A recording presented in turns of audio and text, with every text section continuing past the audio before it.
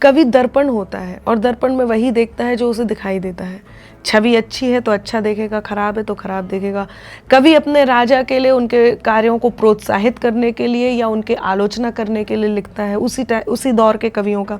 मेरे दौर में इस समय मोदी योगी हैं, तो मैं उनके कार्यों से यदि असहमत हूँ तो उनके कार्यों के लिए असहमति लिखूंगी।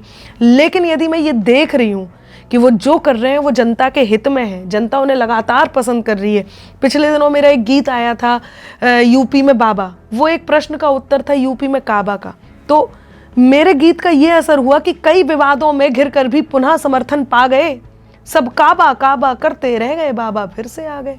इसका अर्थ ये है कि मैंने जो लिखा वो जनता ने स्वीकार किया और जनता ने वापस से ये चाहा कि आने चाहिए।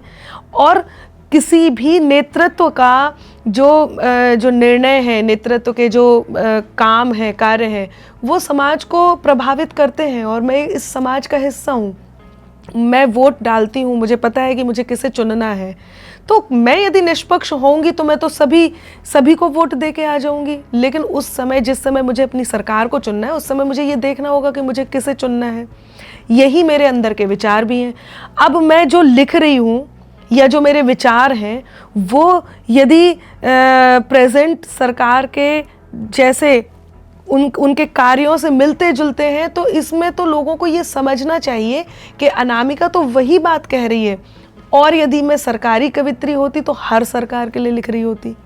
इसका अर्थ ये है कि मैं केवल अपने विचार लिख रही हूँ और वो विचार बाई चांस वर्तमान सरकार से मिल रहे हैं। इन सब से ऊपर तो मैं एक और बात कहती हूँ कि दुश्मन के हथियार नहीं हो पाएंगे, दुश्मन के हथियार नहीं हो पाएंगे, देश विरोधी धार नहीं हो पाएंगे, और सरकारी कहलाना है मंजूर हमें, लेकिन हम गद्दार नहीं हो पाएंगे।